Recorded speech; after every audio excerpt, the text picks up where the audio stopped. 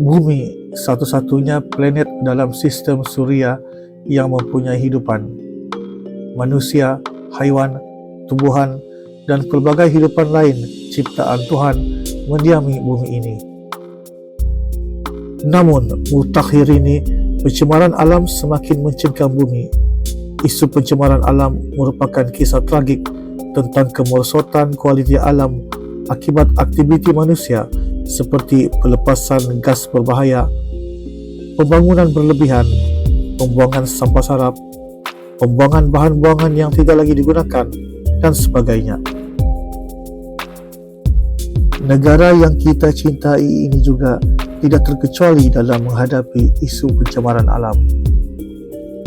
Menyedari betapa kritikalnya isu pencemaran alam ini, Majlis Daerah Beaufort yang berpusat di Beaufort, Sabah, iaitu terletak 97 km dari Bandaraya Kota Kinabalu, telah memulakan satu langkah yang hebat bagi menghadapi cabaran terhadap keseimbangan alam ini.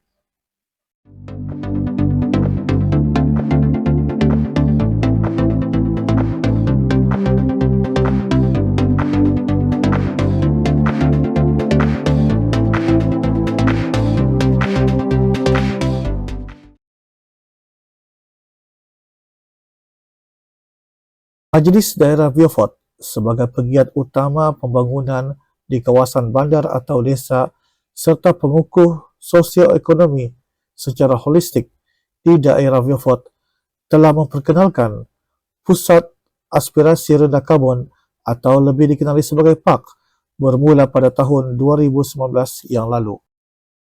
Pusat Aspirasi Rendah Karbon atau lebih dikenali sebagai PAK merupakan usaha Majlis Daerah Beaufort dalam mendukung inisiatif Kementerian Kerajaan Tempatan dan Perumahan Sabah ke arah masyarakat rendah karbon.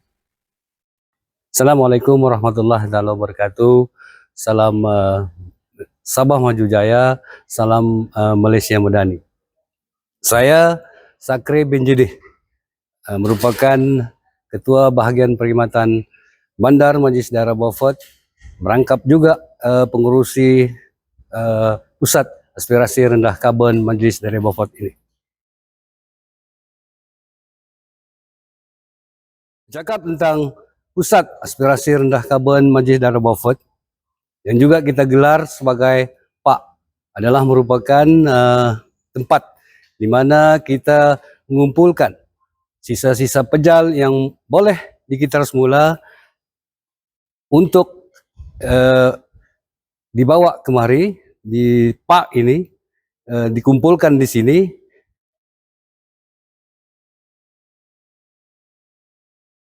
Ada beberapa aktiviti yang kita jalankan di Pusat Aspirasi Rendah Karbon ini ataupun PAK. Yang pertamanya kita ada Pondok Lestari, di mana di Pondok Lestari ini kita ada pondok untuk mengumpulkan barang-barang kitar semula seperti plastik, botol plastik, tin aluminium, kertas, dan juga kaca. Samping itu kita juga ada pondok pakaian terpakai, di mana pakaian terpakai ini disumbangkan oleh masyarakat kita lah yang ada di daerah Beaufort ini. Dan pakaian-pakaian ini juga kita akan sumbangkan semula kepada masyarakat secara percuma. Pondok pengumpulan barang-barang elektrik dan juga elektronik yang sudah tidak digunakan lagi, yang mana kita gelar sebagai pondok e-waste, mana barang-barang seperti peti sejuk, mesin basuh, kipas angin, dan juga komputer lama kita kumpulkan di pondok ini.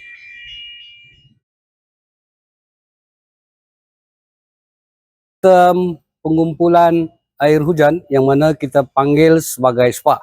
Dan air terkumpul ini kita gunakan untuk kita salurkan khususnya di tandas yang ada terdapat di dalam Dewan Pengusaha ini bagi tujuan penyucian.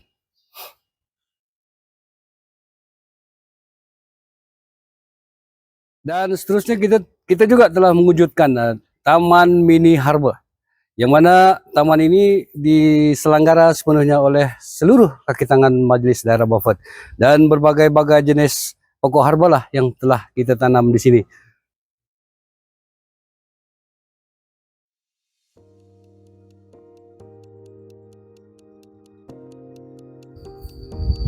Dan kita juga melaksanakan penggunaan tenaga solar untuk kegunaan bangunan park inilah.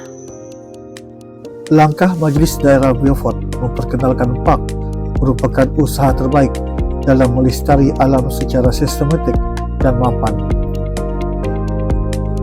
Marilah kita bersama-sama menyokong usaha murni ini bukan sahaja bagi membantu melestari keindahan alam, malah sebagai rakyat Malaysia yang cintakan negara ini dan memerdekakan jiwa daripada sikap ketidakprihatinan terhadap isu alam sekitar.